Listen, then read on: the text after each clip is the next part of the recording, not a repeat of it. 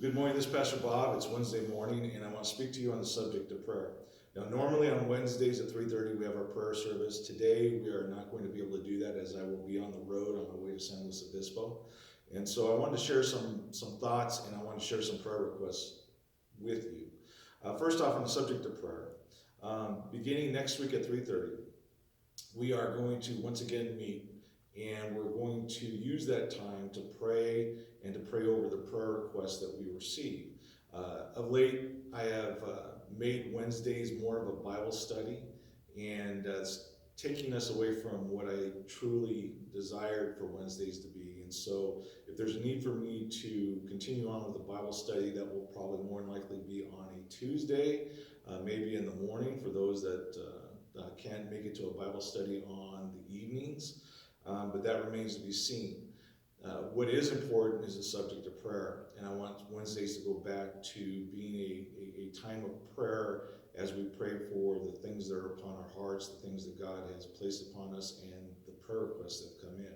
So I hope that you will begin to join with me once again on Wednesdays at 3:30 for that purpose and that intent. Furthermore, it is my desire to add more days than just Wednesday afternoon for time of prayer. And so I want to invite you in the days ahead. It'll either be Monday mornings before women start their Bible study at 9 o'clock, or maybe Tuesday mornings at 9 o'clock. But I would also invite you to join with me then for a time of prayer and a time of fellowship.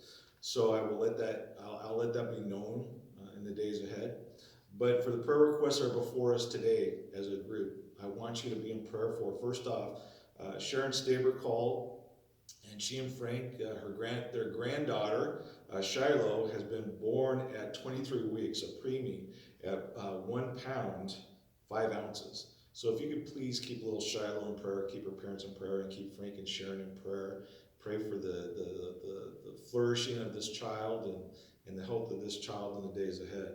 Furthermore, Frances Herman has asked for prayer, having an allergic reaction, and praying that God will give her wisdom on what it could be, but she's having a severe allergic reaction, so if you could please keep Frances in prayer as well.